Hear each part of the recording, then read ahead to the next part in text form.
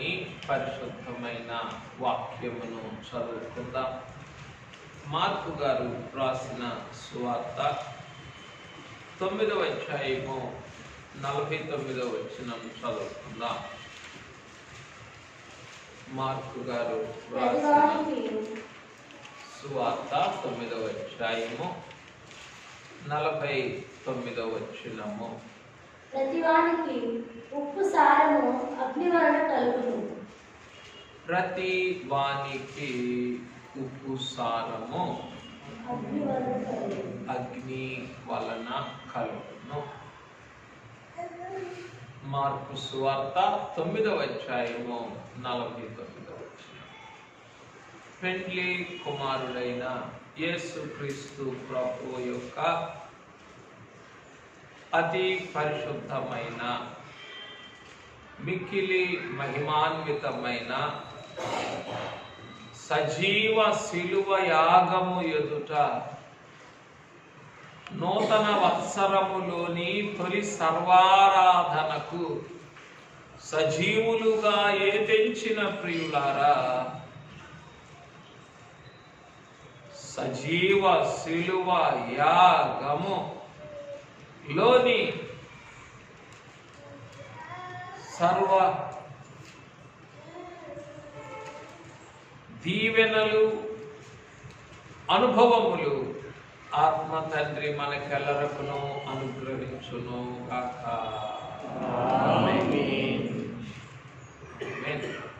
ప్రియమైన వారులారా, పట్టుకోమ్మా అట్లండి. ప్రియమైన వారులారా, పెండ్లి కుమారుడైన యేసుక్రీస్తు ప్రభువు యొక్క సజీవ శిలువ యాగములోని నిత్య జీవము చేత భద్రపరచబడి పాత సంవత్సరమును గట్టు నుండి నూతన సంవత్సరమును గట్టు మీదకి ఎక్కి నూతన ప్రయాణమును నూతన ప్రస్థానమును ఆరంభించుచున్న వారలారా, ఈ నూతన వత్సరములో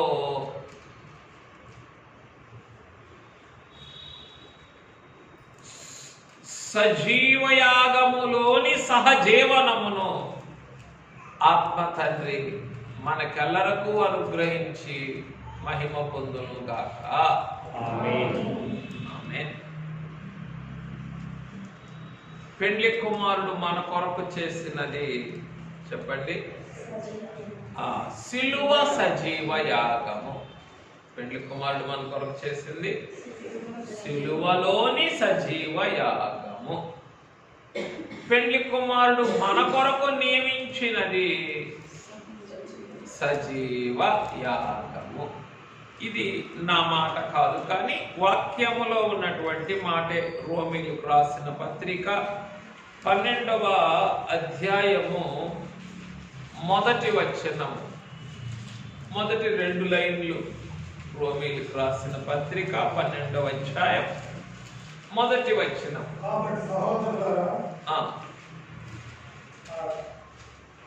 పరిశుద్ధమును పరిశుద్ధమును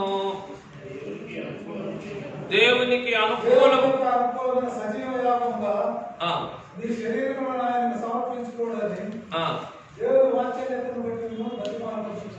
ఆమేన్. కాబట్టి పరిశుద్ధమును దేవునికి అనుకూలమునైన సజీవ యాగముగా మీ శరీరములను. కాబట్టి సజీవ యాగము అనే మాట ఎక్కడున్నది ఏమ్మా? వాక్యములోనే ఉన్న మాట. ఇది ఎవరి మాట కాదు, పాదిరి గారి మాట కాదు. పెండ్లి కుమారుడు చేసినదేమిటి? సిలువ మీది సజీవ యాగము, అనగా సిలువ సజీవ యాగము. మన కొరకు ఆయన నియమించినదేమిటి? సజీవ యాగము. మన కొరకు ఆయన నియమించినది సజీవ యాగం. ఎందుకంటే మనం ఎవరో సిలువ వేయబడలేం కదా. ఏమ్మా, ఎడవబడగలమా? కొట్టబడగలమా? ముళ్ళ కిరీటం పెట్టించుకొనగలమా? ప్రక్కలో పొడవబడగలమా? ఏమి చేయలేం. కాబట్టి మనకేం మిగిలింది? సిలువను ఆయన భరించి సజీవయాగమును మాత్రమే మనకిచ్చారు. ఆ సజీవ యాగము ఎలాగున చేయవలనని వ్రాయబడినది? పరిశుద్ధమును, 2 దేవునికి అనుకూలమునైనదిగా ఆ సజీవ యాగమును చేయవలనని రాయబడింది. కాబట్టి ఈ సంవత్సరమునకు మనం ఏమని పేరు పెట్టుకున్నాం? సజీవయాగ సంవత్సరము. కనుక ఈ సంవత్సర ప్రత్యక్షతను అనుసరించి ఈ సంవత్సరమంతయు ఈ ప్రత్యక్షతలో నడిపించడానికి ఆత్మ తండ్రి మన ఎదుటకు తీసుకొని వచ్చిన వాక్యాంశము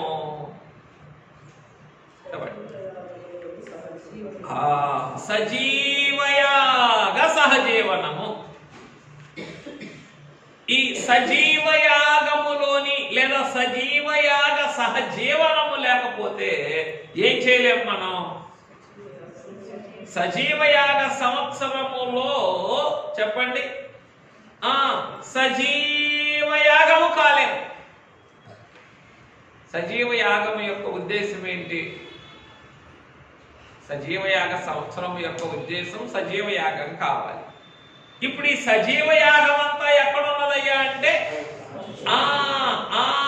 ఆయన శిలువ పైనే ఉన్నది. ఈ సజీవయాగం అంతా కూడా ఎందులో ఉన్నది? ఆయన శిలువలోనే. సజీవయాగ ప్రస్థానం అంతా ఎందులో ఉంది? సహజీవనంలోనే ఉన్నది. సహజీవనం లేకుండా ఈ సజీవయాగ ప్రస్థానం లేదు. ఇకే చెప్పుకోగలం ఏమని? సజీవయాగమని, సజీవయాగమని, సజీవయాగమని చెప్పుకోగలం. కానీ ఏముండదు? సజీవయాగ ప్రస్థానములో ముందడుగు వేసే స్థితి ఉండదు. సాధారణంగా మనం చాలా మందిని చూస్తాం, ఏంటి జీవితం అంతా ఎదుగు బదుగు లేకుండా ఉంది అని బాధపడేవాళ్ళు లేరా? మన దగ్గర ఉంటారు కదా.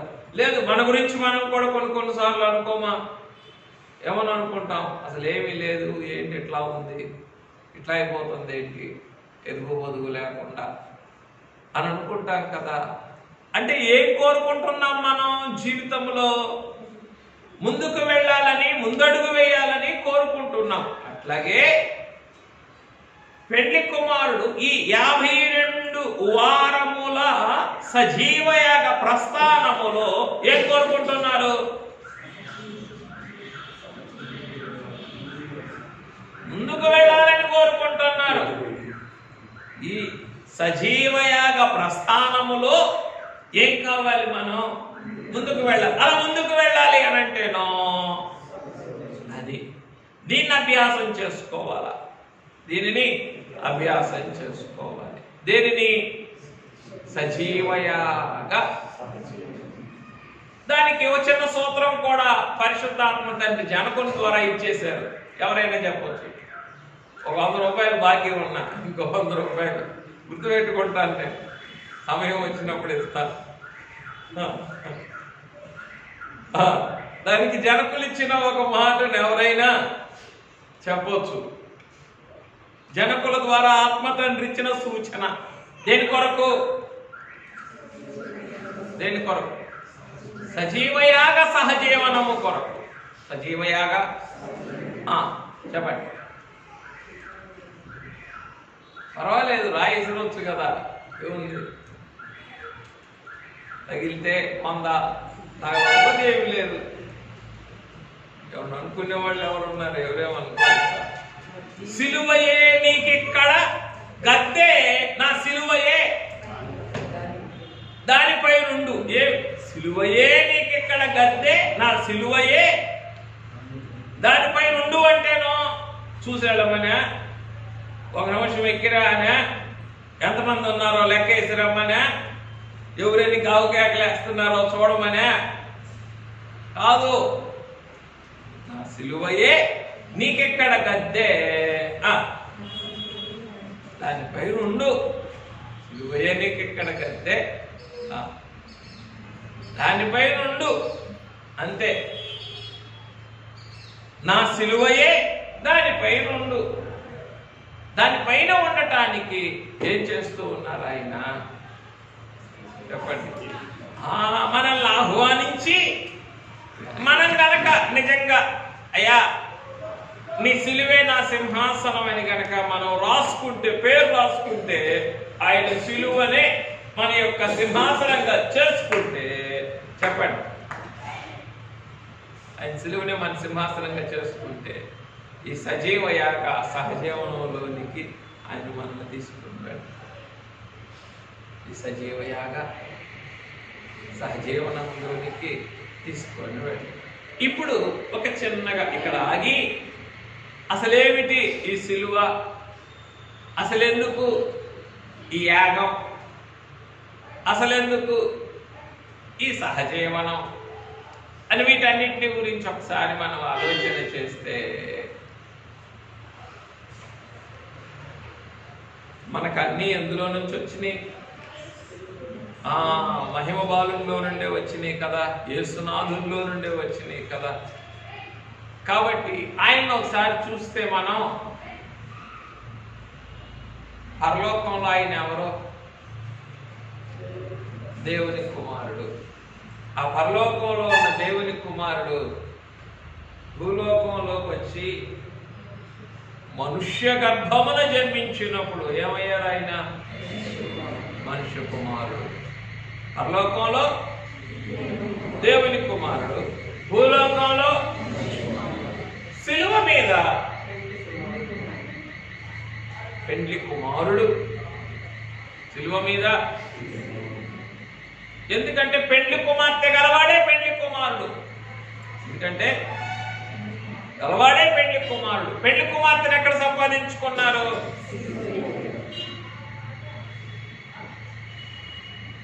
కాబట్టి మనమందరం నోరు తెలిస్తే చెప్పుకునే మాట ఏంటి?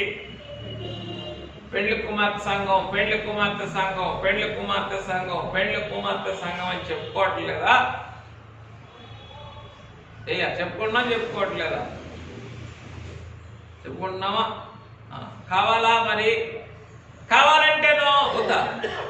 కావాలి కదా. కావాలంటేనో ఏం చెయ్యాలి?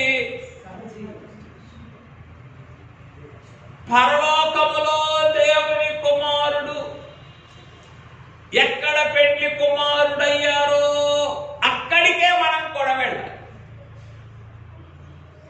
భూలోకములో ఉన్న మనుష్య కుమారుడు ఎక్కడ పెండ్లి కుమారుడయ్యారో అక్కడికే మనం వెళ్ళాలి. పరలోకంలో ఉన్న దేవుని కుమారుడు అంటే మన అంతరంగ జీవితం. భూలోకంలో ఉన్న మనుష్య కుమారుడు అంటే మన బహిరంగ జీవితం. మన అంతరంగ బహిరంగ జీవితములు రెంటికి కూడా చెప్పండి, పెండ్లి కుమార్తె యొక్క పరిపూర్ణత రావాలి అనంటే ఆయన ఎక్కడ పెండ్లి కుమారుడు అయ్యారో అక్కడికే వెళ్ళాలి. ఏ పెండ్లి కుమారుడు? పరలోకములో ఉన్న దేవత్వమును, భూలోకములో ఉన్న మనుష్యత్వమును పరిపూర్ణం చేసుకున్నటువంటి పెండ్లి కుమారుడు ఎక్కడ? అక్కడే ఈ సంపూర్ణ మానవత్వం, సంపూర్ణ దైవత్వం రెండు కూడా పరిపూర్ణమైనవి. ఎక్కడ? అక్కడికి వెళ్ళాలి మనం కూడా. ఇది గడ్డయిందే, కష్టమైందే, అయినా ఇది గడ్డయింది కాబట్టి ఆత్మ తండ్రి ఏం చేస్తారు? తరచి చెప్తారు, మార్చి చెప్తారు, పిలిచి చెప్తారు, ఇంకా గుచ్చి చెప్తారు, సర్ది చెప్తారు అనుకోండి. పాదిరి గారిని అనొచ్చు ఆ మాట. ఆత్మ తండ్రి గురించి కదా ఎలా చెప్తారు? గుచ్చి చెప్తారు, పిలిచి చెప్తారు, ఇంకా చెప్పాలంటే చూసి చెప్తారు. ఏం చూసి? లోపల ఉందో లేదో, లోపల ఏముందో చూసి, లోపల చల్లదనం ఉందా వెచ్చదనం ఉందా చూసి చెప్తారు. ఇప్పుడు చెప్పండి, ఈ శిలువ యాగానికి వ్యతిరేకమైంది ఏమిటి? లోకపు చల్లదనం. ఈ శిలువ యాగానికి వ్యతిరేకమైంది చెప్పండి. లోకపు చల్లదనం. లోకపు చల్లదనం ఉంటే ఏమ్మా రాగలమా? రాలేం కదా.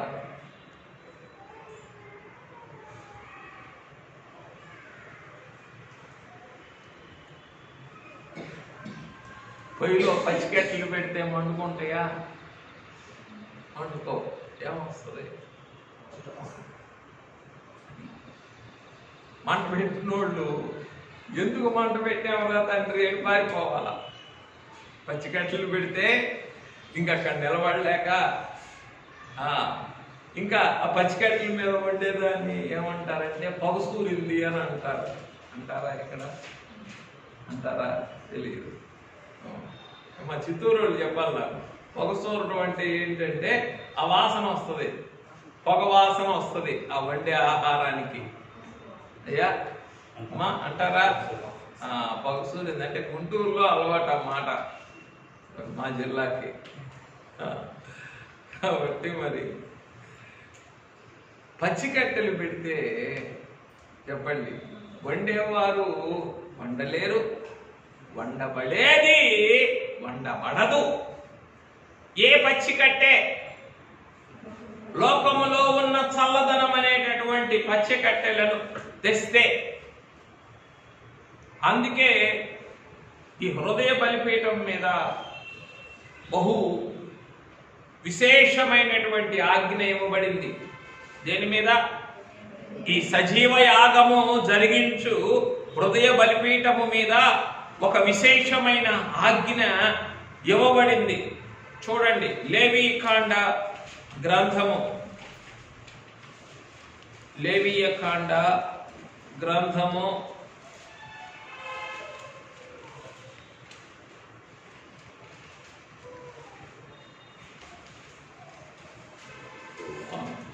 'సరే క్షమించండి, నిర్గమాలోకి వచ్చేయండి. ఒక్కసారి నన్ను అపార్థం చేసుకోకుండా నిర్గమాలోకి వచ్చేస్తే, నిర్గమాకాండ గ్రంథము 30వ అధ్యాయము 9వ వచనం చదవండి.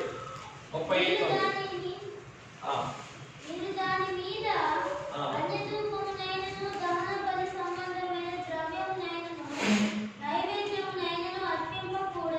దేని మీద? సజీవయాగమునకు సాదృశ్యముగా ఉన్నటువంటి హృదయ బలిపీఠము మీద, అనగా సజీవయాగమునకు సాదృశ్యముగా ఉన్న ధూపవేదిక మీద. మొట్టమొదటిదంటే తెలుసు మనకి, ఏమని?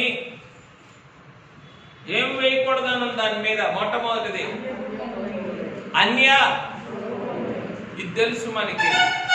వద్దయ్యా, దేవుడికి బలియాలకు, క్రీస్తుకు బలియాలకు సంబంధం లేదు, అన్య ధూపం వేయకూడదు, ఇది తెలుసు. రెండవది ఏమిటి? దహన బలి సంబంధమైన.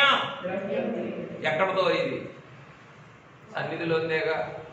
దహన బలి సంబంధమైన ద్రవ్యం ఎక్కడిది? సన్నిధిలోనిదేగా, ఆవరణంలోనిదేగా. 3 దేవునిదేగా. దేవునిదే కాదా? అయినా దహన బలి సంబంధమైన బయట విషయాల్లో ఎంతో జాగ్రత్తగా ఉంటాం. ఎందుకు? అయ్యో ఇది అన్ని సంబంధమైంది వద్దో. కానీ లోపలి విషయంలో మనం ఏం చేయలేము, అంత జాగ్రత్తగా ఉంటాం, అంత మెళకువ తీసుకోలేం, అంత శ్రద్ధ వహించలేం. ఏ ఉందిలే, అంతా ఒకటేగా అంటేనా?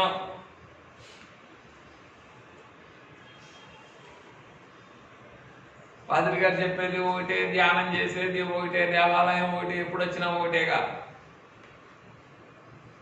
కదా జయ? ఎప్పుడు వచ్చినా ఒకటేగా అని అంటేనో ఒకటి కాదు. జనకులు ఏమన్నారు? ఏం చేస్తారట? ప్రతి ఆదివారం ప్రభు 7 కిరీటాలు వేస్తారు. 7 కిరీటాలు వేస్తారు. ప్రభు సిద్ధపరిచిన కిరీటాలు మనకు కనబడవు, కానీ అపవాదికి వాయుమండలాధిపతికి కనబడతాయి. కాబట్టి వాడు ఏం చేస్తాడు, బయలుదేరేటప్పుడే ఏం చేస్తాడు, వాడు ఏదో ఒక రాయేస్తాడు లోపల. అయ్యా ప్రశాంతంగా ఉన్న నీళ్ళల్లో రాయేయండి, అలసడి కాదా, అంత అలసడిగా ప్రశాంతంగా బయలుదేరుతున్నారు. దేని కొరకు? 7 కిరీటాల కొరకు. రాయేసి అయిపోయింది. ఇంకా దెబ్బతో ఇంకేముండదు చెప్పండి. అలజడులతో అసలైన దాని మీద మనసు ఉండదు. అయ్యా బాలుడా, మహిమ బాలుడా, సజీవ యాగము చేసిన పెండ్లి కుమారుడా, ఈ సజీవ యాగము కొరకు అన్యధూపము విషయములో ఎంత జాగ్రత్తగా ఉంటున్నానో, దహన బలి సంబంధమైనటువంటి ద్రవ్యమును కూడా దీనిపైకి తీసుకురాకుండా ఉండేటటువంటి చెప్పండి పెండ్లి కుమార్తె యొక్క అంతరంగ నిష్టను నాకు దయచేయుము అని అడగాలి. పెండ్లి కుమార్తె యొక్క అంతరంగ నిష్ఠ ఏమిటి? ఈ దహన బలి సంబంధమైనటువంటి ద్రవ్యము అంటే ఆవరణములోనే దేవుని సంబంధమైందే, కానీ దాన్ని తీసుకొచ్చి ఏం చేయకూడదు. ధూపవేదిక మీద నీవు దేవునికే సమర్పించకూడదు. సాధారణంగా మనం వాడుకునే వాటిలో మనం దోషంగా ఎంచుకుంటాం. దేవుడికి ఏదైనా సరే ఏం చేయొచ్చు, ఇవ్వచ్చు కదా, ఇవ్వచ్చా, ఇవ్వకూడదా? ఇవ్వకూడదు. ఎట్లాగా ఆయనే కదా అన్నీ ఇవ్వమంటుంది. అన్నింటిలో దేవునికి ఏదైనా ఇవ్వచ్చు అని అనుకుంటే కాదు. ఆయనకి ఏం చేయకూడదు, దహన బలి సంబంధమైనటువంటిది దహన బలి మీద అర్పించాలి.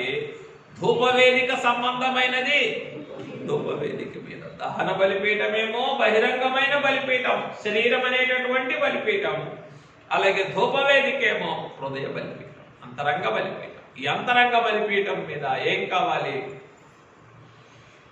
దహన బలి సంబంధమైనది ఇందులోనికి రాకూడదు.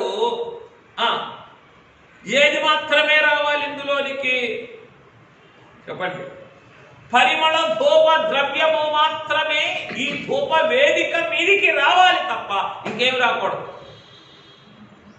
దహన బలి సంబంధమైనటువంటి ద్రవ్యమైనను అన్య ధూపమైనను రాకూడదు. ఇంకొక లిస్ట్ కూడా ఉన్నది, 3rd వన్.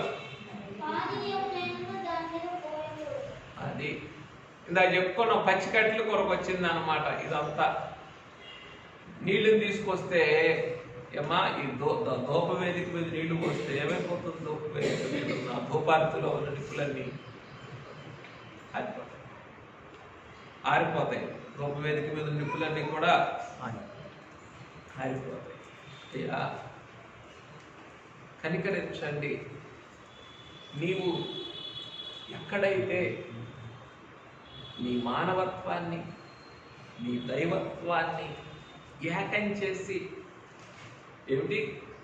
నీ మానవత్వాన్ని, భూలోకంలో ఉన్న మానవత్వాన్ని, పరలోకంలో ఉన్న మానవత్వాన్ని ఎక్కడైతే నువ్వు ఏకం చేసి పెండ్లి కుమారుడుగా మారిపోయావో, నేను కూడా అక్కడికే వెళ్ళి ఏం చెయ్యాలి? నా దైవత్వాన్ని, నా మానవత్వాన్ని ఏకం చేసుకొని పెండ్లి కుమార్తెగా మారిపో. ఈ రోజున ఈ రెంటికి అసలు పొత్తు కుదురుతుందా? కుదురుతుందా? కుదరనే కుదరదు. ఎందుకో ఈ శరీరం ఏమంటుంది? రాత్రి 10 అయినా కానీ ఈ మాట్లాడు, ఆ పనులు ఈ పనులు చక్క పెట్టుకో అంటుంది, లేదా ఆ మాటలు ఈ మాటలు మాట్లాడంటుంది. ఏమంటుంది శరీరం? 10 అయినా కానీ అంటది. చెప్పండి. తెల్లారేసరికో సన్నిధికో ఆత్మలే అంటది, చాలే ఊరుకో అంటది. 3ంటికే లే, 2ంటికే మెలకు వచ్చింది, కాదులే. 4ంటికి మెలకు వచ్చింది, చాలే, కాదులే, చాలే, ఊరుకో. ఇంకోసారి లేపితే ఊరుకో, ఎందుకు లేపుతున్నావు? ఇప్పుడే తెల్లారినాయి. ఏమిటి? ఈ రెంటికి పొత్తు కుదురుద్దా? మానవత్వానికి దైవత్వానికి కుదరదు, పొత్తే కుదరదు. ఈ రెంటికి పొత్తు కుదర్చాలి. ఈ రెంటిని కూడా ఏకం చేయాలి అని అంటే ఎక్కడికి వెళ్ళాలా?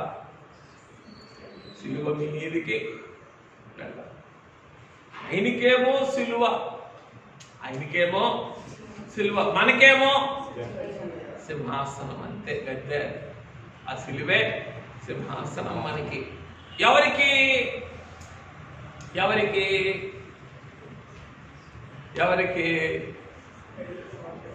ఇంకా అంతరంగ బహిరంగములను సమన్వయపరుచుకున్న వారికి, ఆత్మని శరీరాన్ని ఏకం చేసుకున్నటువంటి వారికి చెప్పండి ఏమిటి? సిలువ సింహాసనం. అయ్యా నాకు కావాలయ్యా, నాకే ఇదిగో ఇది లోబట్టల్లా. ఏమిటిది? ఈ శరీరం లోబట్టల్లా.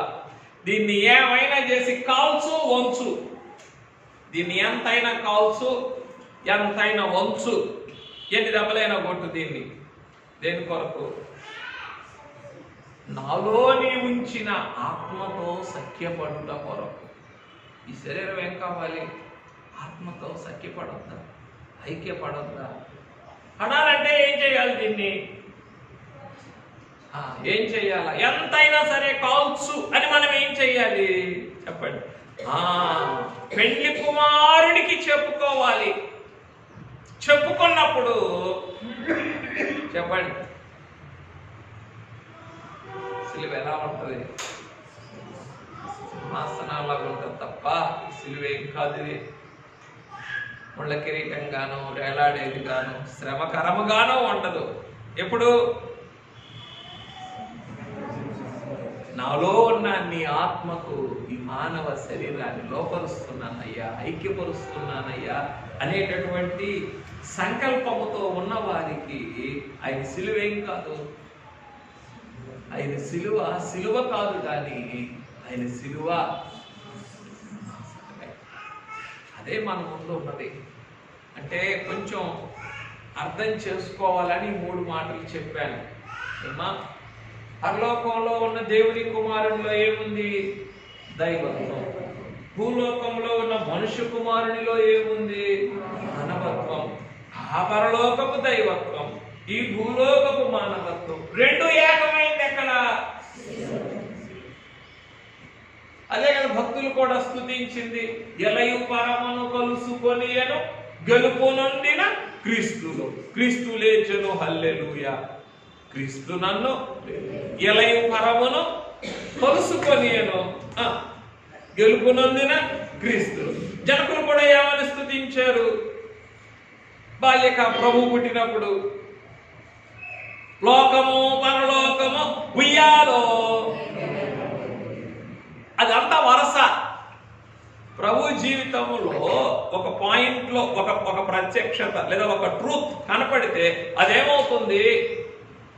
అంతా ఆయన జీవితం అంతా కూడా అదే సత్యం నెరవేరుతుంది.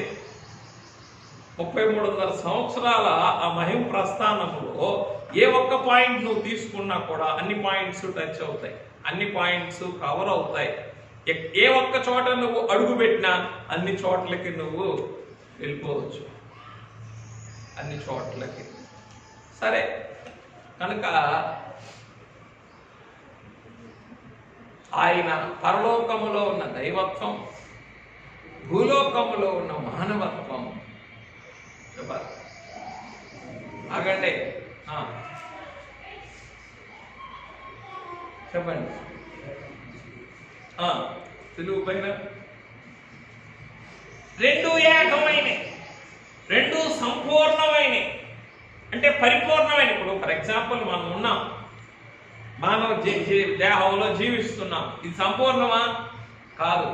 ఎన్నో అనారోగ్యాలు ఉన్నాయి, ఎన్నో అప్పులు ఉన్నాయి, ఎన్నో బలహీనతలు ఉన్నాయి, అవకతవకలు ఉన్నాయి. ఇవన్నీ ఏం కావాలా? మానవ జీవితం సంపూర్ణం కావాలా? ఇంకా ఆత్మీయ జీవితానికో ఇంకా ఎన్ని ఉన్నాయి, చెప్పుకోలేనివన్నీ ఉన్నాయి. దేనికి మరి ఇవన్నీ ఏం కావాలి? సంపూర్ణం కావాలి కదా, పరిపూర్ణం కావాలి కదా. అలా పరిపూర్ణం కావటానికి ఆయన మనకి ఇచ్చినటువంటి సాధనం ఏంటి? ఈ సజీవ యాగం. ఇప్పుడు ఈ సజీవ యాగములో ఉన్నటువంటి ఈ 52 వారాలకి సరిపడినటువంటి సహజీవనాన్ని ధ్యానం చేసుకుందాం. మీకు నచ్చితే లేదా మనకు నచ్చితే ఏమిటి 52 వారాల ఈ సజీవ యాగ ప్రస్థానమును కొనసాగించటానికి అవసరమైనటువంటి సజీవ యాగ సహజీవనం గురించి ధ్యానం చేసుకుందాం. సిలువయే నీకి కడగదేనా, సిలువయే దాని సిలువలు రెండు, సిలువలు రెండు, నిన్ను పైగా దేవుడు సిద్ధము చేయును యుద్ధ సమాప్తి, సిద్ధము చేయును యుద్ధ సమాప్తి, మనోవిచారము కూడదు నీకు,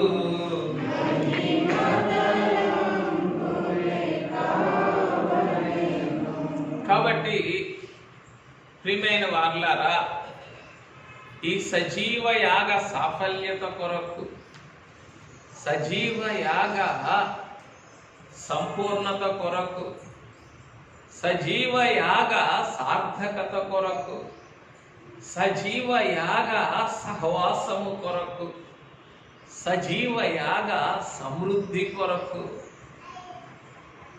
సజీవ యాగ చెప్పాలి అంటే కొంచెం పెద్ద పెద్ద మాటలే క్షమించండి, సౌభ్రాతృత్వము కొరకు పెండ్లి కుమారుడు మనకు, అంటే సౌభ్రాతృత్వం అంటే ఏంటంటే సహోదరత్వం అని అర్థం. సహోదరత్వం. యేసు ప్రభు మనిషి కుమారుడుగా జన్మించడం వల్ల ఆయన ఏమయ్యారు? మనకి సహోదరుడు. ఆయన మన అన్న.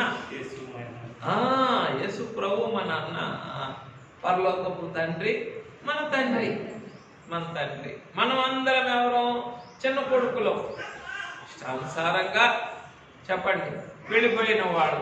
ఆ పెద్ద కొడుకు ఏం చేశాడో తన ప్రాణం ఇచ్చి, ఉపమానంలో పెద్ద కొడుకేం బయటికి వెళ్ళిపోయాడు, ఈ పెద్ద కొడుకు ఏం చేశాడు? ప్రాణం ఇచ్చి చిన్న కొడుకు లోపలికి తెచ్చాడు. అది అయిందా? ఏం చెప్పుకుంటున్నాం? రైట్. ఈ అనుభవములన్నిటి కొరకు సౌభ్రాతృత్వం అంటే సహోదరత్వం. ఈ అనుభవముల కొరకు, వేటి కొరకు చెప్పండి? సజీవ యాగ సంపూర్ణత కొరకు, సజీవ యాగ సాఫల్యత కొరకు, సజీవ యాగ సార్థకత కొరకు, సజీవ యాగ సహవాసము కొరకు, సజీవ యాగ సమృద్ధి కొరకు, సజీవ యాగ సౌభ్రాతృత్వం సహోదరత్వము కొరకు, సజీవ యాగ సాదృశ్యము కొరకు, సజీవ యాగ సహనము కొరకు పెండ్లి కుమారుడు మనకు నిర్ణయించిందే సజీవ యాగ సహజీవ. ఇంకిదే, ఇంక సంవత్సరం అంతా కూడా ఇది ఒక పెద్ద తేనె తొట్ట, తేనె పట్టు. ఈ తేనె పట్టుకే ఏం చేయాలి చెప్పండి? మన ఆత్మల్ని లంగర వేసినట్లుగా ఆ తేనె పట్టుకు లంగర వేయాల. ఎక్కడికి వెళ్ళినా ఏం చేసినా ఏమా వేస్తారా? లంగర వేసిన నావా వదులుతుందంటారా? ఎన్ని అలలు వచ్చినా, ఎన్ని నీళ్లు, ఎన్ని గ్యాలంగట్ట నీళ్ళు వచ్చినా ఏమన్నా అవుతుందా? ఇప్పుడు ఏం చేయాలా? ఈ ఆత్మకు కూడా అయ్యా ఈ సజీవ యాగం అనేటటువంటి ఈ తేనె పట్టుకు లంగర వేయాలా. అంటే లంగర వేసినా అంటేనో వస్తుంది, ఊగుతా ఉంటది, ఊగుతా ఉంటది, ఊగుతా ఉంటది, కానీ కదలదు, ముందుకు జరగదు, అక్కడే ఉండిపోతుంది. అలాగే ఈ తేనె పట్టు కనుక మనం లంగర వేస్తే చెప్పండి, ఇంకా ఎక్కడికి వెళ్ళినా ఏం చేసినా, ఇంకా జనకులు అనలేదా? ఒకరు ఎవరో చనిపోయారని విని ఏడ్చుచూ ఉండగా ఆ సమయమునకు రాకడ వచ్చిన ఎడలా సిద్ధపడిన వారు ఎత్తబడుదురు. కాబట్టి ఈ తేనె పట్టుకు మన ఆత్మని లంగరవలే వేసినప్పుడు ఏడుస్తూ ఉన్నా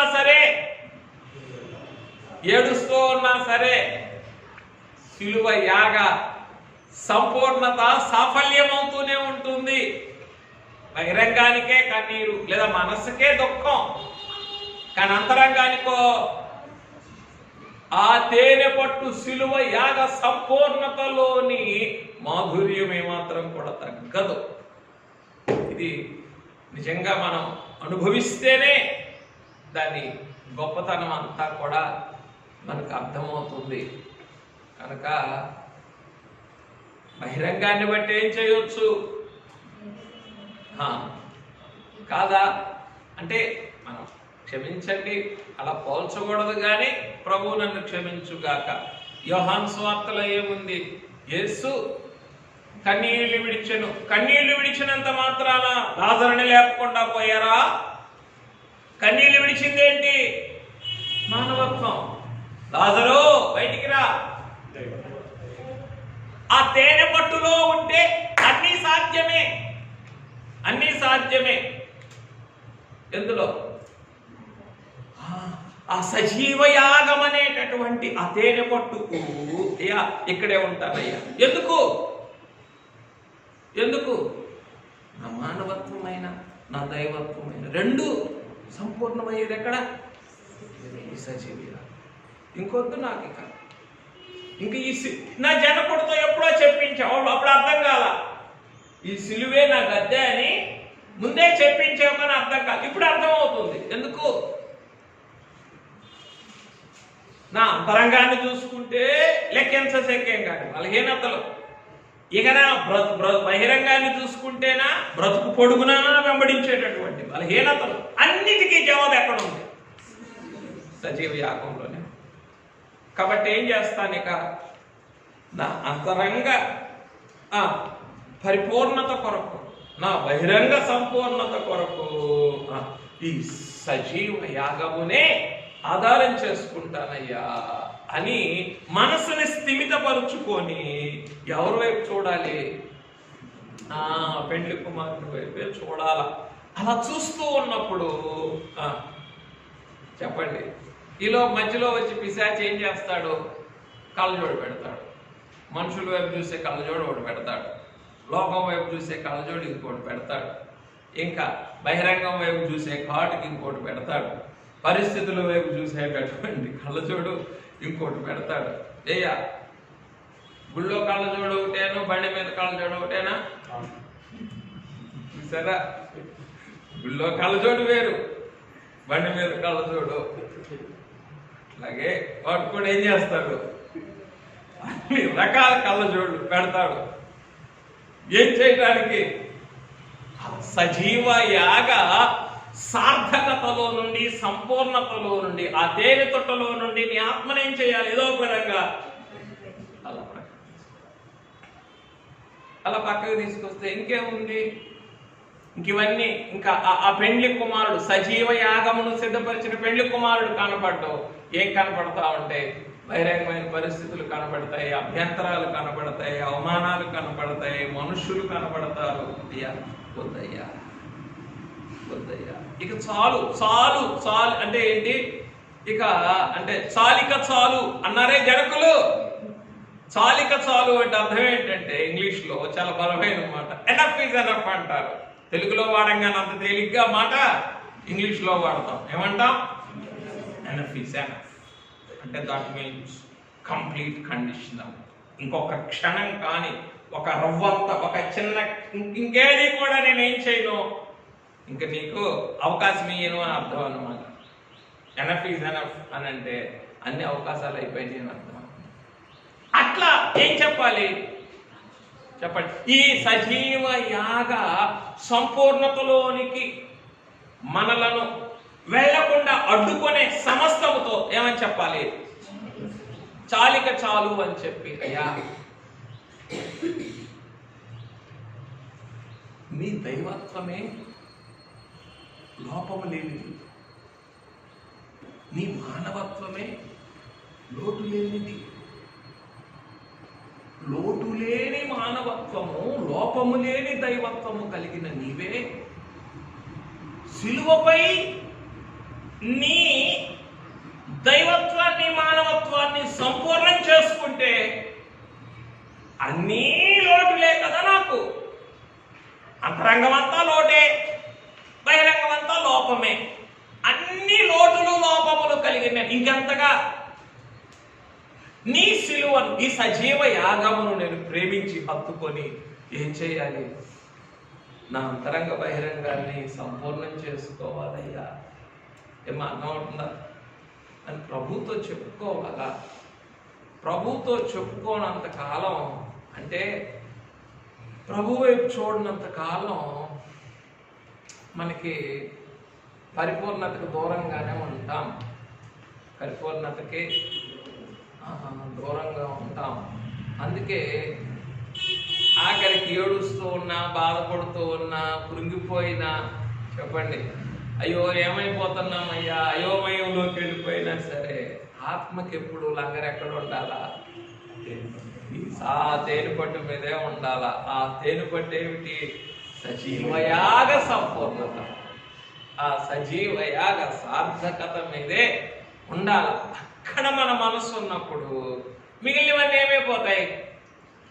అలా వస్తాయి, ఇలా వెళ్ళిపోతాయి. అవి ఉన్నాయి కాబట్టి వస్తాయి, పలకరిస్తాయి, అంతే. ఉన్నాయి కాబట్టి వస్తాయి, పలకరిస్తాయి. కొంత మనం బలహీనపడినప్పుడు ఏం చేస్తాయి? ఎక్కువసేపు ఉంటాయి. బలంగా ఉన్నప్పుడు చేయాలి, బలహీనంగా ఉన్నప్పుడు వారం రోజులు ఉంటుంది జ్వరం. బలంగా ఉన్నప్పుడు ఉదయం వస్తుంది, మధ్యాహ్నానికి తగ్గిపోతాయి. చూసారా? బలంగా ఉన్నదానికి, బలంగా లేని దానికి తేడా ఏంటో. ఉదయం వస్తుంది, మధ్యాహ్నం. అంటే దాని అర్థం ఏంటి? అలా వస్తుంది, ఇలా వెళ్ళిపో. ఇప్పుడు ఈ బలం సజీవయాగ సంపూర్ణతలోని బలం. అంటే ఆ బలమంతా ఎందులో ఉందంటే యంత్రాంగానికి ఏం చేయాలా అంటే, కోతి కనుక చెప్పినట్టు నాకు ముందుగా చెట్టు కట్టేశానని చెప్పినప్పుడు ఈ యంత్రాంగాన్ని ఎప్పుడు ఏం చేయాలా?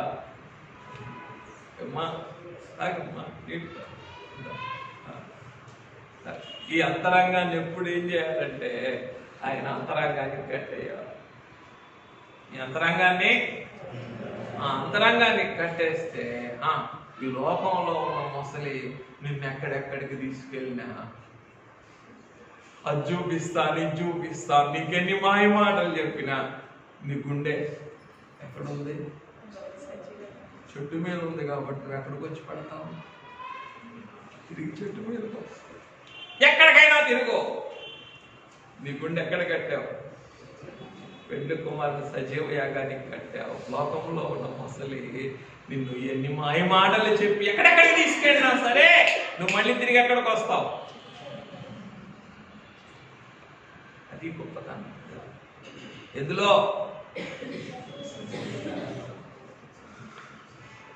ఈ మానవ ఆత్మని, నీ ప్రాణాన్ని, నీ అంతరంగాన్ని తీసుకెళ్ళి పెండ్లి కుమారుడు అంతరంగంతో ముడేయటంలో ముడేయండి, అంతే. ఇంకేం కావాలయ్యా నాకు? ఈ బ్రతుకులో నేను కోరుకునేది ఏముంది ప్రభువా? నాకు హృదయం ఇచ్చావుగా, ఇన్ని సంవత్సరాలు కాపాడుకోలేకపోయా దీన్ని. ఎందుకు? పిశాచు ఏం చేశాడు? దీన్ని గాయపరిచాడు, భ్రష్టపరిచాడు, నీచపరిచాడు, అపవిత్రపరిచాడు, అన్ని పాపకార్యాలు చేయించాడు. నీచపరిచాడు కాబట్టి ఇది వాడుకోవడం నా చేత కాదా, కాబట్టి ఏం చేస్తాను? దీన్ని తీసుకెళ్ళి అంతే నీకు ముడేసేస్తానయ్యా, నీ అంతరంగానికి అర్పించేస్తాను, నీకు అంటగొట్టేస్తాను, అంతే అని అలా ఈ అంతరంగాన్ని తీసుకెళ్ళేస్తే ఇంకప్పుడు ఏది భారం అనిపించదు, ఏది కష్టం అనిపించదు, ఏది ప్రయాస అనిపించదు. అదే ఈ అంతరంగాన్ని తీసుకెళ్ళి ఆ అంతరంగంతో ముడివేయటమే వరుని ప్రేమ స్మరణ. అంతే, వరుని ప్రేమ స్మరణతోనే. అంటే పెండ్లి కుమార్తె సంఘంలో ఉన్నవాళ్ళు ఉపవాస ప్రార్థన చేస్తాను అనకూడదు. పాదిరి గారికి చెప్తాను అనకూడదు. ఏమి అక్క ప్రార్థన చేయని అనకూడదు.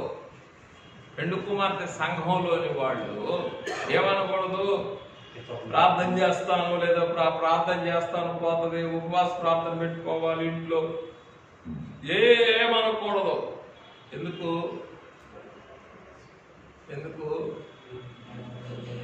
యంతరంగమే ఆ అంతరంగంతో ముడిపడినప్పుడు, ముడివేసినప్పుడు ఆ అంతరంగంలో ఉన్న ఆ ప్రేమని అలా స్మరించుకుంటే చాలు, ఏమైపోతావు నువ్వు, అందులో ఉన్న సంపూర్ణత అంతా ఎందులోకి వచ్చేస్తుంది, ఇందులోకి వస్తుంది. ఈ మానవ అంతరంగంలోకి ఆయన అంతరంగంలో ఉన్న సంపూర్ణత అంతా వచ్చేస్తే ఏ కన్నీరు పెట్టించగలదు, ఏ దుఃఖం చికాకు పరచగలదు, ఏ లోటు చెప్పండి బాధ పెట్టగలదు, ఏ నష్టం మనల్ని అంతే. శరీరంలో ఉన్నాం కాబట్టి తప్పదు. ఏమిటి, ముసలి మీద విహారం. ఏం చెప్పింది ముసలి? మాయ మాటలు చెప్పింది. శరీరంలో ఉన్నాం కాబట్టి అందరికీ సరదానేగా మరి ముసలి మీద వెళ్ళటం అంటే. ఎప్పుడు చెట్టు మీద తిరిగే దానికంటే ముసలి మీద వెళ్ళటం సరదా కాబట్టి అందరం ఏం చేస్తాము, ఆ ముసలి పిలవగానే ఎమ్మెల్యే గారు ఎగిరి దూకొచ్చి కూర్చుంటాం ముసలి మీద. అంటే ఈ కష్ట నష్టాలు, ఈది బాధలు ఇవన్నీ ఉన్నాయే, అవన్నీ ఈ లోకాధికారి లాంటి వాడు అన్నమాట. దాని మీద వెళ్ళే మనకి ఏం చేస్తూ ఉన్నారు ఆత్మ తండ్రి చెప్పండి. మీ అంతరంగాన్ని కట్టుకో. అక్కడ ఏ చెట్టు అది? సిలువ వృక్షం. చెట్టు కట్టంటే ఏ చెట్టు? సిలువ వృక్షం. సిలువ వృక్షానికి కట్టుకో నీ అంతరంగం. ఎక్కడెక్కడికి పిశాచి మాయ చేసి తీసుకొని వెళ్ళినా నువ్వు తిరిగి ఎక్కడికి వచ్చేస్తావు. కట్టుకోలా, కట్టుకోకుండా తిరుగుతున్నావు అంతే. నా గుండెకాయ అక్కడ ఉందని చెప్పిన, లేదు నీలోనే ఉంది. ఏమంటుంది ముసలి? నీ గుండెకాయ నీ దగ్గరే ఉంది. ఎక్కడ లేదో, చెట్టు మీద లేదు. మాయ మాటలు చెప్తున్నావా? నేను తీసుకెళ్ళి మా ఆవిడ కొండి పెట్టే ముందు నేనే తినేస్తాను అని అంటాను ముసలి. ముసలేమని చెప్పింది, కథలో ముసలేమని చెప్పింది, మా ఆవిడికి కోతి గుండెకాయ అంటే చాలా ఇష్టం అని చెప్పి తీసుకొని వెళ్ళింది అనమాట కోతిని తినడానికి. అట్లాగే చెప్పండి, పెండ్లి కుమారుని సిలువ వృక్షానికి మన అంతరంగం కట్టుకోకుండా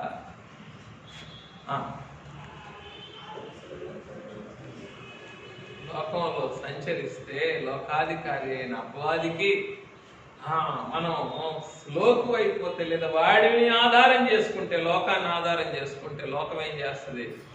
మింగేస్తుంది, ముంచేస్తుంది. రైట్, ఇంక ఇప్పుడు వెళ్దాం పాఠంలో. దేని కొరకు? సిలువ యాగ సహజీవనం. అసహజీవనం దేనికి ఆధారం? సంపూర్ణతకి, సమృద్ధికి, సహవాసానికి, సహనానికి, అన్నిటికీ ఆధారం. ఏమా సాఫల్యతకి, అన్నిటికీ ఆధారం. వరుసగా ఆ లిస్టులో నెంబర్ 1 కొరింథీయులకు రాసిన 2వ పత్రిక 4వ అధ్యాయం 10-11. కొరింథీయులకు రాసిన 2వ పత్రిక క్లుప్తంగానే చెప్తానులేండి. 4, 10, 11.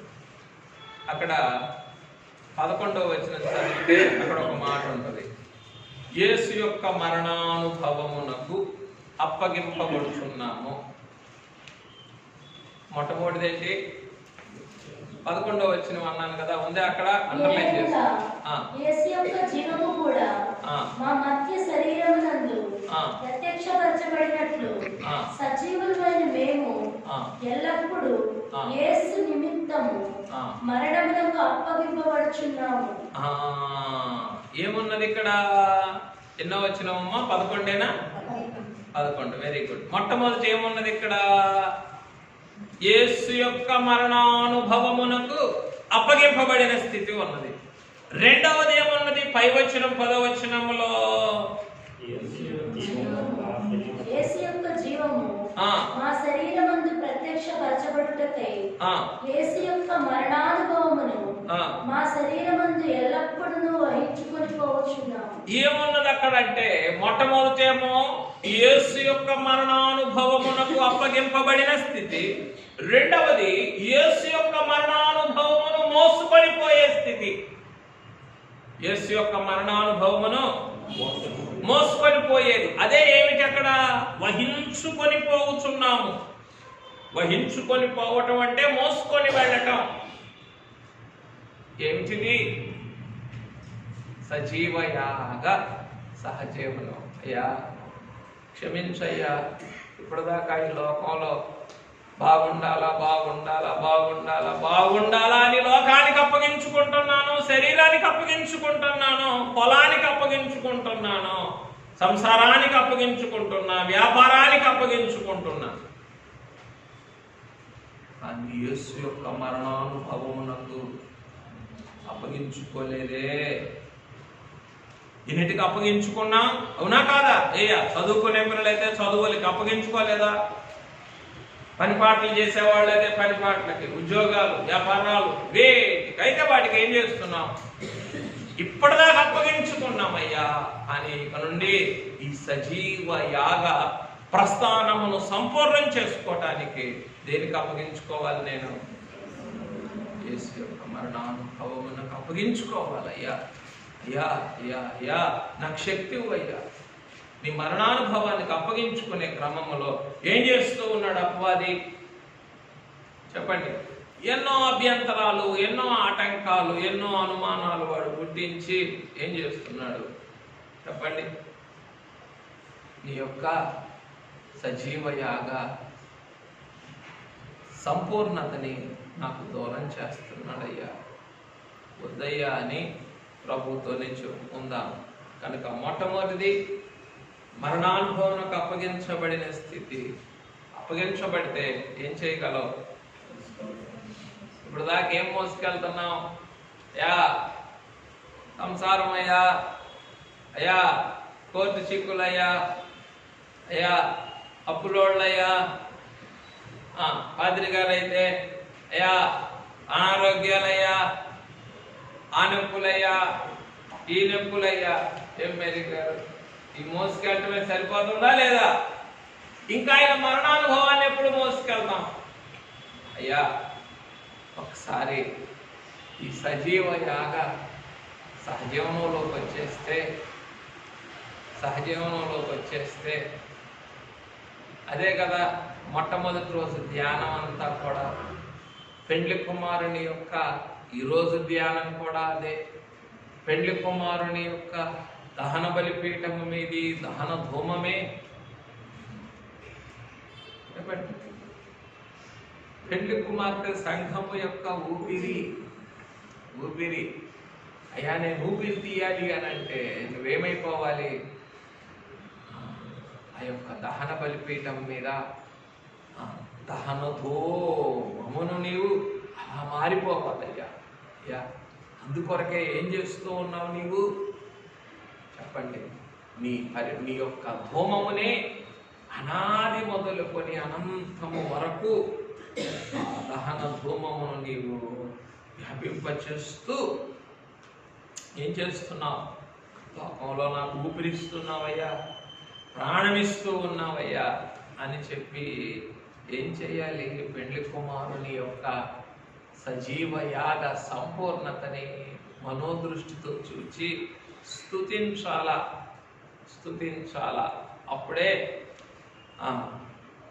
ఆ స్తుతి ఊపిరి, స్తుతి కాటుక, స్తుతి అలంకారము, స్తుతుల పల్లకి, ఇంకా అన్ని కూడా మనం మన అంతరంగంలోనికి తెచ్చుకోగలం.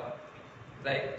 మొట్టమొదటిది యేసు యొక్క మరణానుభవమునకు అప్పగింపబడి ఆయన మరణానుభవమును మోసుకొని వెళ్ళటమే చెప్పండి సజీవయాగ సహజీవనము. 2 యేసు యొక్క ముద్రలు మానవ దేహమందు ధరించుకొని ఉండుట. గలతీ 6:17 గలతీ 6:17 ఏమన్నారు పౌలు గారు? నేను యేసు యొక్క ముద్రలు నా శరీరమందు ధరించి ఉన్నాను. అమ్మా, నేను యేసు యొక్క ముద్రలు ధరించుకొనుచున్నాను అన్నారా, ధరించి ఉన్నాను అన్నారా? మరి ధరించుకునే అనుభవమే లేదే ఈరోజు ఇంకా ధరించుకునే అనుభవం కూడా లేదే. మరి ధరించుకొని ఉన్నాను లేదా ధరించుకున్నాను అని ఎలా చెప్పగలం? అయ్యా ఇందులో సాధ్యమే. ఎందులో? సజీవయాగ సహజీవనం. సజీవయాగ సహజీవనం అంటే ఆయన శిలువ మీద ఉన్నట్లు మనం కూడా ఆయన శిలువ మీదకి వెళ్ళటమే. ఆయన శిలువ మీద ఉన్నట్టు మనం కూడా ఆయన శిలువ మీదకి వెళ్ళటమే. ఏమిటది? అంతే. ఇదేదో మీకు పేరు పెట్టినంత మాత్రాన ఏదో అనుకొని అర్థం కాంది అని అనుకొని సజీవయాగ సహజీవనం అని అంటే ఏదో సతీ సహగమనం అనుకునేది కాదు. ఇది సజీవయాగ సహజీవనం అంటే ఆయన శిలువ మీద ఉన్నట్లు మనం కూడా ఏం చేయటం? ఆయన శిలువ మీదకి వెళ్ళటం. ఇది నేను చెప్పిందా లేదా ప్రభువు సూక్ష్మంగా చెప్పిందా? ఎవడైనా నన్ను వెంబడించుకోరిన ఎడల తను తాను ఉపేక్షించుకొని తన శిలువనెత్తుకొని నన్ను ప్రభు చెప్పారు. కానీ చెప్పిన వాటి భావం అర్థం కాలేదు కనుక సారం లోపలికి పోదు. భావం బోధపడితే అంతే కదా. పిల్లోడికి మాస్టర్ చెప్పిన లెసన్ అర్థమైతే, చెప్పింది అర్థమైతే ఆ పిల్లోడు చక్కగా రాయగలడు, గ్రహించుకోగలడు, తిరిగి రాయగలడు. అర్థం కాలేదు ఏం చెప్పారు, ఏమి రాస్తారు? ఏమి రాయ అంతే. రైట్. కనుక అయ్యా పరిశుద్ధాత్మ తండ్రి, మా ప్రాణప్రియుడు ముందే సూక్ష్మంగా చెప్పేసిన వాటన్నిటినీ ఇప్పుడు ఏం చేస్తున్నావు? కొంచెం పెద్ద పెద్ద మాటలతో విడమర్చి వివరిస్తూ ఉన్నావు. కాబట్టి మా అందరికీ ఈ నూతన సంవత్సరంలో ఆ సజీవ యాగ సహజీవనమే నువ్వు నిర్ణయించావని మేము నమ్ముచున్నామయ్యా అని ఏం చేద్దాం చెప్పండి? ఆయన ఎక్కడైతే ఉన్నారో ఆ శిలువ మీదకి వెళ్దాం. ఆ శిలువ మీదకి మనం కూడా వెళ్ళిపోతే ఆయన మరణానుభవానికి అప్పగించబడతాం. ఆయన మరణానుభవాన్ని మోసుకొని వెళ్తాం. రెండవదిగా ఆయన యొక్క ముద్రలు ధరించిన వారిగా అయ్యా చూపించావు కదా. గాయములు పొందటమేమో శిలువ మీద, గాయములు పొందటమేమో గాయములు పొందిన ముద్రను చూపించటమేమో పునరుద్ధాన దేహములు. యేసు యొక్క ముద్రలు ధరించి ఉన్నాను అన్నారా? యేసు యొక్క గాయములు ధరించారన్నారా? యేసు యొక్క ముద్రలు ధరించి ఉన్నాను అని అన్నారు. గాయం ఎక్కడిది? ముద్ర ఎక్కడిది? చూడు, ఇదిగో రా, నీ చెయ్యి చాచి నా ప్రక్కలో, ఇదిగో ముద్ర, ఇదిగో నీ వేలు నా చేతి గుర్తులో ఉంచు, ఇదిగో ముద్ర, ఇదిగో ముద్ర. ముద్ర పునరుద్ధాన దేహములోనిది. అయ్యా నీకు స్తోత్రమయ్యా. పెళ్లి కుమారుడా, ఈ సజీవ యాగం ఏమనుకుంటున్నాను? శ్రమ శ్రమ శ్రమ శ్రమ అని అనుకుంటున్నా. ఇది శ్రమేనా? శ్రమలో ఉన్న పునరుద్ధానం కాదా ఇది? పునరుద్ధాన దేహము యొక్క మహిమ ముద్ర కాదా ఇది? అయ్యా అందుకే దీనికి ఏమని పేరు పెట్టుకున్నాం? ఈ సజీవ యాగ సహజీవనమునకు తేనె తొట్ట అని పేరు పెట్టుకున్నాం. తేనె పట్టు. కాబట్టి యా బహిరంగానికి ఎలా కనబడుతుంది యేసు యొక్క ముద్ర? శ్రమానుభవంలో కనబడుతుంది. కానీ అంతరంగమునకి ఇది ఇది విజయోత్సవం, ఇది విజయానుభవం, ఇది శ్రమానుభవం కాదు కానీ ఇది విజయానుభవం, ఇది విశ్వాసానుభవం, సంపూర్ణమైన విశ్వాసమునకు సాదృశ్యం కాదా? మనం కూడా యేసు యొక్క ముద్రలు ధరిస్తే మనల్ని చూచిన వారి విశ్వాసం కూడా ఏమవుతుంది? స్థిరపడదా? ఆయన తన ముద్రలు చూపించారు, తోమా గారి విశ్వాసం స్థిరపడిందే లేదా? నా దేవా నా ప్రభువా అన్నారు, మరలా ఎప్పుడు అవిశ్వాసపడలేదు. అట్లాగే మనం కూడా ఆయన ముద్రలు ధరిస్తే మనల్ని చూచిన వారు వారి విశ్వాసాన్ని స్థిరపరచు. మనల్ని చూస్తే చాలు వారి విశ్వాసం స్థిరపడుతుంది. అయ్యా ఏం చెప్పమంటావు? ఈరోజు నా విశ్వాసమే నిలకడగా లేని స్థితిలో ఉన్నాను కదయ్యా, ఎట్లా? అందుకొరకే ఏం చేద్దాం? వెళ్దాం అన్నారుగా ఆ మహాభక్తుడే ఏమన్నారు? సంపూర్ణుల మొగుటకు సాగిపోదాము అని అన్నారు. కాబట్టి సాగిపోదాం. ఎక్కడి వరకు? సజీవ యాగం అయ్యే వరకు సాగిపోదాం. ఎక్కడ? ఈ నూతన సంవత్సరంలో సజీవ యాగం అయ్యే వరకు సాగిపోదాం. అంటే మూడవది, క్రీస్తుతో కూడా సిలువ వేయబడి ఉండుట. గలతీ 2:20 అక్కడే ఉన్నది. గలతీ 2:20 చాలు. నేను క్రీస్తుతో కూడా, అయ్యా ఒక విధంగా చెప్పాలంటే నాకు ఈ అనుభవం లేకే ఏం చేయలేకపోతున్నాను, నేను లోకాన్ని జయించలేకపోతున్నాను. నేను క్రీస్తుతో కూడా సిలువ వేయబడి ఉన్నాను. నాకు ఈ అనుభవం లేకే 1 లోకాన్ని జయించలేకపోతున్నాను, 2 నీ చిత్తాన్ని నెరవేర్చలేకపోతున్నాను. నేను క్రీస్తుతో కూడా సిలువ వేయబడి ఉన్నాను. ఆయన సిలువ వేయబడినప్పుడు ఏం చేశారు? ఆయన మనకి విరోధముగాను వ్యతిరేక, మన మీద రుణముగాను ఉన్నటువంటి వ్రాతంతటిని తుడిచివేయలేదా? ఆ తుడిచివేయడం ఏమిటి? మన పక్షాన చేయవలసినవన్నీ కూడా చేసి ముగించడం. లోకము యొక్క నిందలను, అవమానములను, గాయములను, శిక్షలను, దూషణలను, ఉమ్మిని జయించలేదా?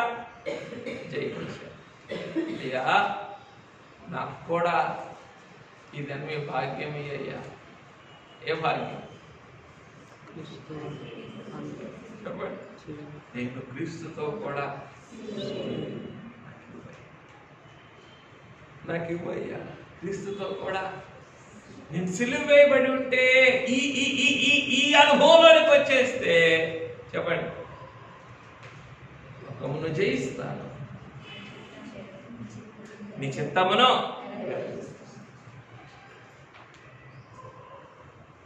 అయ్యా ఈ అనుభవమే ఏం చేస్తుంది? సజీవ యాగ సహజీవనంలోనికి నన్ను నడిపిస్తుందయ్యా. అందుకే ఇందాక చెప్పుకున్నాం, అయ్యా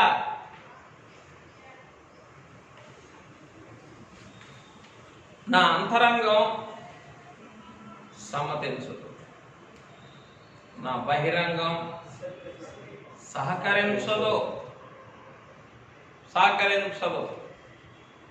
ఇదేమో సమ్మతించదు, అంతరంగం సమ్మతి పడదు, బహిరంగమేమో సహకరించదు.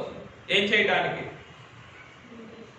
సజీవయాగ సంపూర్ణతలోనికి రావటానికి. అందుకే ఏమని చెప్పుకుంటున్నాం? చెప్పండి. అయ్యా నీ హృదయాగ్నిలో నన్ను కాల్చి నన్ను వంచి ఏం చేస్తావు నీవు?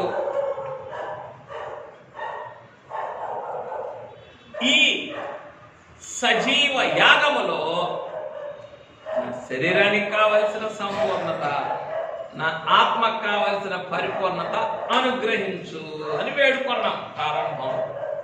ఈ రెంటికి ఏం కావాలా?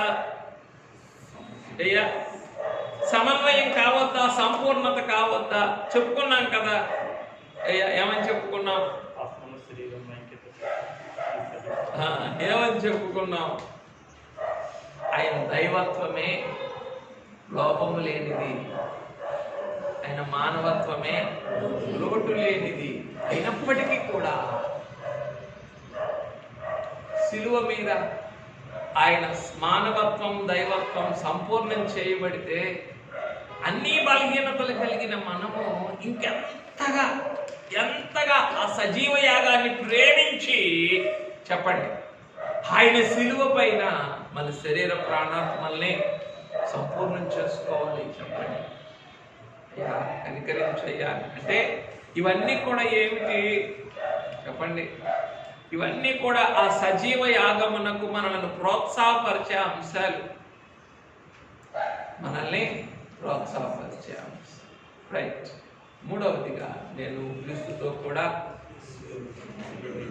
సిలువ వేయబడి ఉంటే కనుక నేను లోకమును జయిస్తాను. 2, ఆయన చిత్తమును. తర్వాత 4, హెబ్రీలకు రాసిన పత్రిక 13:13.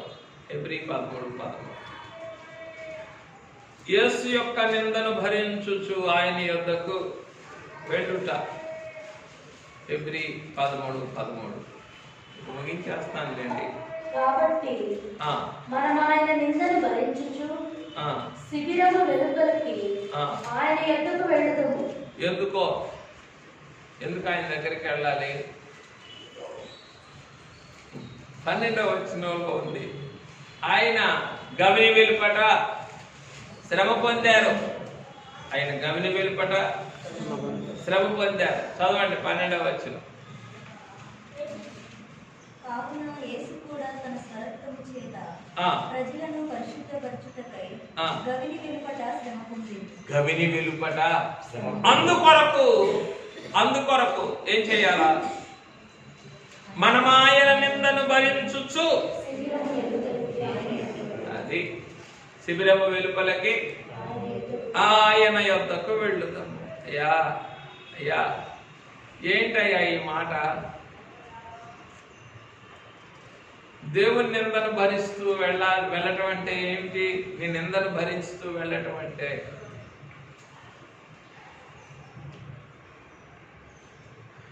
ఈ లోకములో మీకు శ్రమ కలుగును, ఆయనను ధైర్యం తెచ్చుకోండి, నేను లోకమును జయించి.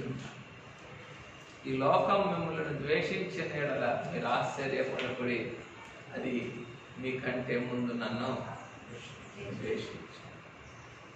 లోకమే ముందుగా మనల్ని ఆయన్ని ద్వేషించింది కాబట్టి లోకం ఏం చేస్తుంది? తప్పనిసరిగా ద్వేషిస్తుంది. అదే ఏమిటి? అదే సజీవ యాగములో మనకు కలిగేటటువంటి నింద. ఆ నిందను భరిస్తూ ఉన్నప్పుడే చెప్పండి ఏం చేయగలం? ఆయన దగ్గరికి వెళ్ళగలం. నింద లేదు, ఆయన చుట్టూ తిరుగుతావు కానీ ఆయన దగ్గరికి వెళ్ళవు. పాదిరి గారికి లాగా దేవా దేవా అంటావు కానీ దేవునిలోనికి వెళ్ళలేవు. అయ్యా వద్దయ్యా,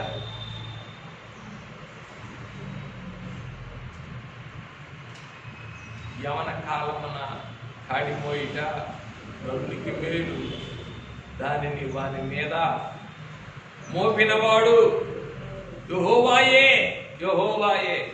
యవన కాలములో ఉన్నటువంటి వారికేమో కాడి మోపినవాడు ఆయనే. రాకడ కాలములో ఉన్నటువంటి మనకు ఈ నింద కాడిని మోపిన వాడు కూడా ఆయనే. ఈ కాడేం చేస్తుంది? ఆయన ఎక్కడుంటే అక్కడికి తీసుకొని పెడుతుంది.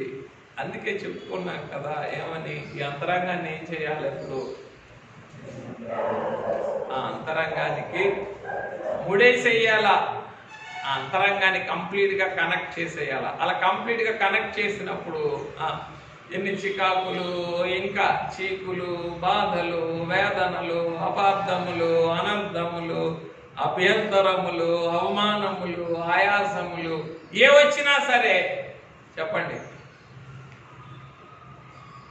ఈ అంతరంగం కనెక్ట్ అయ్యే ఉంది కాబట్టి ఆయనకి దూరంగా, ఆయనకి మనం ఎన్నటికీ దూరంగా. ఒక చిన్న ప్రశ్న, అవమానం గొప్పదా నింద గొప్పదా? నింద చాలా గొప్పది, బరువైంది. దేనికంటే అవమానం అప్పటికప్పుడు పోయేది. ఉన్నా కాదా? అవమానం అప్పటికప్పుడు పోయేది. సరే ఫోన్ లేదనుకుంటే ఏమవుతుంది? అవమానం అప్పటికప్పటికి పోతుంది. కానీ ఎందో పోదు, అలాగే ఉంటుంది. అయ్యా, నాకు అవమానాన్ని జయించటమే నా వల్ల కావట్లేదే. అన్నీ మీదేసుకొని ఏం చేయాల? కుంకుళ్ళు ఉన్న దైవత్వం పోయేదాకా రుద్దుకోవాలి, అంతా తలకు పోసుకోవాలా. ఏమిటి? అన్ని అవమానాలని డబ్బాలో వేస్తారు. ఇప్పుడు కాదులేండి, ఇప్పుడంటే షాంపూలు వచ్చినాయి. మా చిన్నప్పుడు మేము అందరూ కుంకుళ్ళతో తలస్నానం చేసేవాళ్ళం. షాంపూలు ఉన్నా కూడా ఇంట్లో కుంకుళ్ళు ఉండే, ఓపికగా కొట్టుకోవాలా. ఇప్పుడు చేయాలనుకుంటే అప్పుడు చేయాలనుకుంటే అప్పుడు ఏం చేయాలా? కుంకుళ్ళు కొట్టుకోవాలా. చెంబులోనో జగ్గులోనో నానేసుకోవాలా. నానేసుకొని ఒక 5 నిమిషాలు ఆగిన తర్వాత దుర్వేతాలు వండుకోవాలి. ఏమిటా కుంకుళ్ళు అంటే? ఇప్పుడు అవన్నీ చెప్పండి, లోకంలోని అవమానాలు. అన్నికేం చేయాలా? జగ్గులో మగ్గులో వేయాలా. మగ్గులో వేసి ఏం చేయాలి? ఇంట్లో కూర్చొని మీకు తలకు రుద్ది రుద్ది రుద్ది ఏం పోయేదాకా లోపల ఉన్న దైవత్వం మురికి కాదులేండి, దైవత్వం. ఈ అవమానం కదా అది. అవమానాలన్నీ తలపోసుకుంటే లోపల ఉన్న బట్టి కాస్త ఎగిరిపోతుంది. అది లోకంలోని కుంకుళ్ళేమో మనల్ని శుద్ధి చేస్తాయి తలకాయని. ఈ లోకంలో కలిగేటటువంటి అవమానాలన్నీ చెప్పండి, వాటిని నెత్తికి రాసుకుంటూ కూర్చుంటే ఏం పోతుంది? భక్తి ఎగిరిపోతుంది, దైవత్వం కరిగిపోతుంది. అంతే, ఇంకేముంది? ఇక మిగిలేదంతా ఏమిటి? అంతా మళ్ళీ దిక్కులేని వాడినయ్యా అన్నట్టుగా ఉంటుంది. కనుక అవమానాలే మనం భరించలేకపోతే నిందలు భరించటం ఇంకా కష్టం. అది కూడా ప్రభు విషయమైనటువంటి నింద ఇంకా గొప్పది. ఆ నిందని చెప్పండి మోషే గారే భాగ్యంగా ఎంచుకున్నారు. ఎందుకో జనకులు అనలేదా? నిందకు 100 వాక్యంలో రాయలేదా? జనకుని మాట గుర్తుంది, వాక్యం కూడా గుర్తుండాలి కదా. ఏలయనగా అతడు ప్రతిఫలముగా పొందబో బహుమానము మీద దృష్టి ఉంచెను. దేని మీద? ప్రతిఫలముగా కలుగబోయే బహుమానం మీద. దేనికి ప్రతిఫలం?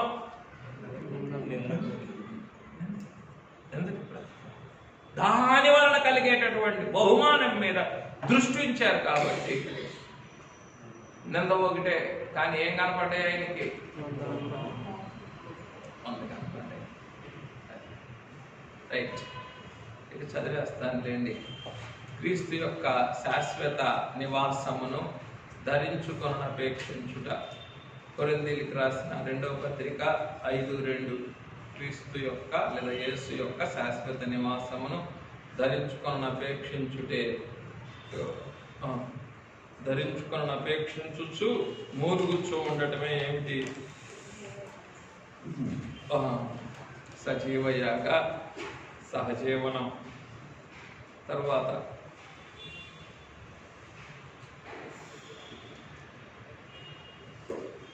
యేసు యొక్క గూటిలో పిల్లలను పెట్టి పెంచి పెద్ద చేయుట.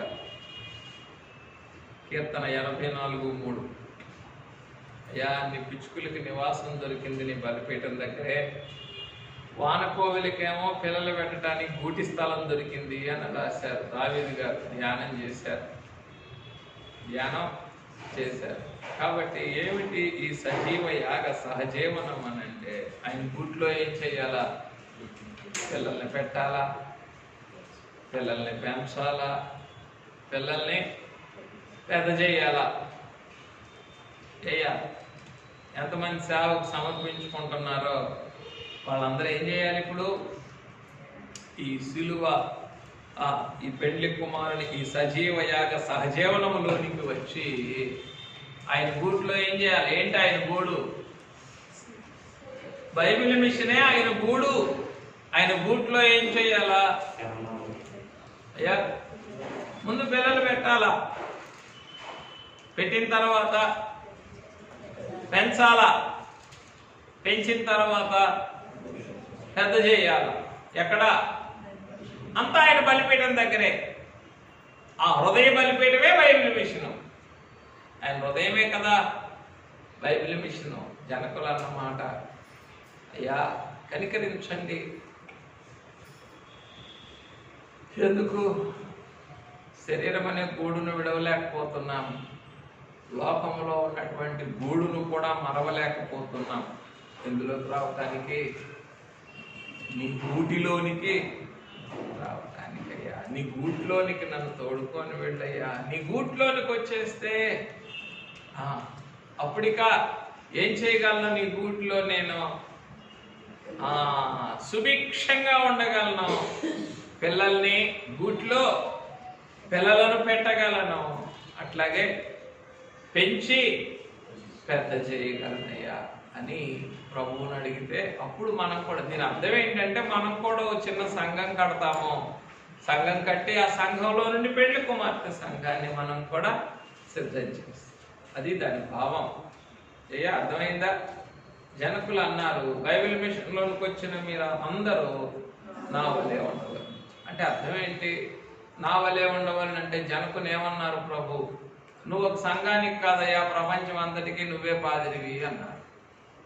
నువ్వు సంఘానికి కాదు, ప్రపంచం అంతా నీ సంఘమే. అంటే జనకుని వలే ఉండాలనుకునేటటువంటి వారందరూ కూడా భూలోకం అంతటికి సువార్తను అది ఎత్తి చూపించేటటువంటి వారిగా, సువార్తను అందించి బైబిల్ మిషన్ను ఎత్తి చూపించే వారిగా ఉండాలి. అదే ఏమిటి? అదే ప్రపంచమునకు పాదిరి అనేటటువంటి వారసత్వం. కనుక అయ్యా క్షమించండి, మానవ స్థితిని బట్టి అన్నీ అసాధ్యమే, కానీ ఈ సజీవ యాగ సహజీవనమునకు సమస్తము అన్ని పాసిబుల్ అయ్యా, అన్ని పాసిబుల్. ఇప్పటికి అర్థం కాకపోవచ్చు, ఇప్పటికీ అర్థం కాకపోవచ్చు, కానీ దీనికి సమస్తం కూడా సాధ్యం. రైట్. తర్వాత యేసు యొక్క అంతరంగముపై ముద్రించబడి అంతరంగములో భద్రపరచబడుట. పరమగీతం 8:6. యేసు యొక్క అంతరంగముపై ముద్రించబడి అంతరంగములో భద్రపరచబడుట. అది యెహోవా పుట్టించు జ్వాల అని ఉన్నది. కాబట్టి ఈ సజీవ యాగములో ఏముందయ్యా అంటే ఆయన పుట్టించేటటువంటి జ్వాలే ఉన్నది. ఆయన పుట్టించేటటువంటి జ్వాల. ఆ జ్వాల ఏం చేస్తుంది చెప్పండి? ఆ జ్వాల ఆయన హృదయం మీద నామాక్షరంగా మనల్ని ముద్రిస్తుంది. ఆయన హృదయం మీద నామాక్షరంగా. అయ్యా ఈ సజీవ యాగంలో పుట్టిన ఈ యొక్క నైనా ఈ జ్వాలని నాలో మండించయ్యా, నాలో మండించయ్యా. చెప్పావుగా నువ్వు సువార్తల్లో ఏమని చెప్పావు? నేను భూమి మీద అగ్ని వేయి వచ్చి తిని, నేను భూమి మీద ఆయన హృదయమే జగత్పునాది వేయబడక పూర్వము నుండి అనంతం వరకు ఆయన హృదయం మండుతుంది. ఆయన హృదయంలో మండుతున్న అగ్ని ఏం చేయాలని వచ్చారు? ఆయన భూమి మీద వేయాలని వచ్చారు. వేసిన తర్వాత ఊరుకున్నారా? ఏమంటూ ఉన్నారు? అది రగులుకొని మండుకొనవలనని నేను ఎంతో ఆశిస్తూ ఉన్నాను అన్నారు ఆయన. అది రగులుకొని మండుకున్నప్పుడు అందరి అంతరంగాల్లో ఏమైపోతుంది? ఆయన యొక్క సజీవ యాగ సంపూర్ణత కార్యసాధకమవుతుంది. ఎప్పుడు? ఆయన వేసిన మంట మండుకుంటే. ఆయన వేసిన మంట ఇర్మియా గారిలో మండుకుంది కాబట్టి అయ్యా నేను ఆర్పాలన్నా నా వల్ల కావట్లేదన్నారు. ఆ మంట లేకుండా ఉండాలన్నా నా వల్ల కావడం లేదు. దివారాత్రులు ఆ మంట ఏమైపోతుంది? నన్ను దహిస్తూ ఉందయ్యా అని అన్నారు. ఎందుకు? అది రగులుకొని మండవాలని నేను ఎంతో కోరుకుంటున్నానని అన్నారే. అట్లాగే మనం కూడా చెప్పండి, దేని కొరకు? పెండ్లి కుమారుడు పుట్టించేటటువంటి ఆ జ్వాలను అందుకొని ఆయన హృదయం మీద నామాక్షరంగా ముద్రించబడటానికి ఏం చేద్దాం? ఈ సజీవ యాగ సహజీవనంలోనికే వచ్చేద్దాం అయ్యా, ఇక నీ సిలువనే అట్టు పెట్టుకుంటానయ్యా. సరే, మా ఆత్మీయ తండ్రి తన జీవితంలో ఉన్న మిక్కిలి కష్టకాలంలో ఒకనొక సమయంలో అన్నటువంటి మాటట, మరి లోకము మిషను అందరూ అన్ని దూరమైనప్పుడు ఆయన సిలువ నన్ను కౌగిలించుకున్నది అని అన్నారట. ఏమన్నారు? ఆయన సిలువ నన్ను కౌగిలించుకున్నది అని అన్నారు. అన్నిటికీ దూరమైపోయినప్పుడు అది విశేషమైనటువంటి అనుభవం. దాన్ని మాటలతో వివరించలేము. ఎంతైనా సరే అనుభవించి అనుభవపూర్వకంగా తెలుసుకోవలసిందే. కాబట్టి ప్రియమైన వారులారా, పెండ్లి కుమారుని యొక్క అంతరంగము పై ముద్రించబడి ఆయన అంతరంగములో భద్రపరచబడటం ఏమిటి? అది సజీవ యాగ సహజీవనం. ముద్రించబడేది ఎక్కడ? పైన. భద్రపరచబడేది ఎక్కడ? అయ్యా, నా బహిరంగ జీవితాన్నేమో ముద్రించుకో, నా అంతరంగ జీవితాన్నేమో దాచుకో. అదే మన జీవము యేసుతో కూడా దేవుని యొద్ద దాచు. అంతే. అంటే ఆ మాటకి భావమే రెండవ రాకడ కుండు వారికి సావు ఉండనే ఉండదు, ఉండు జీవము. అంతే. ఈ జీవం అక్కడ దాచబడితే ఇంకేముంది చెప్పండి? చిన్న చితక అన్నీ కూడా ఏం చేయలేవు మనల్ని. చెప్పండి. ఆయన యొక్క రాకడ జీవము నుండి దాచివేయలేవు, అంటే బయటికి లాగివేయలేవు, దూరపరచలేవు.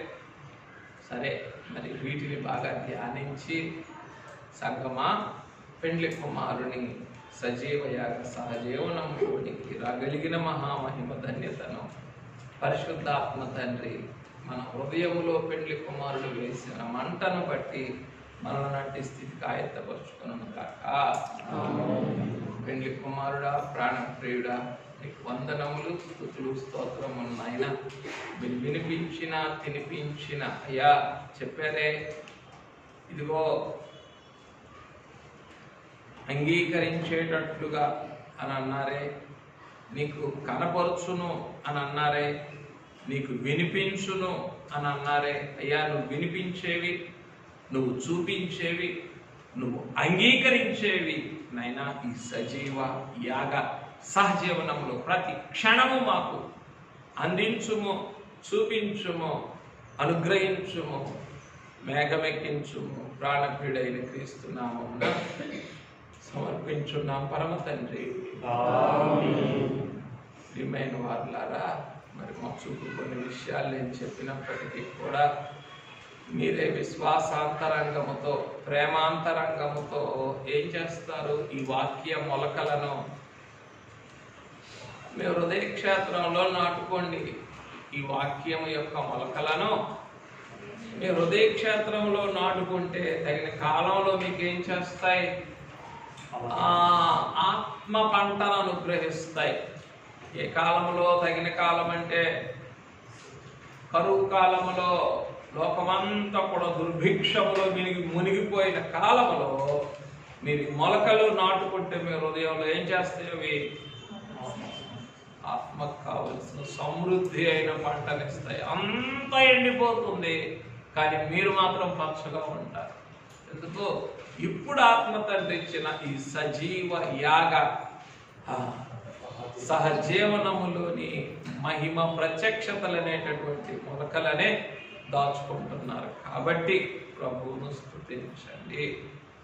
మరణాత.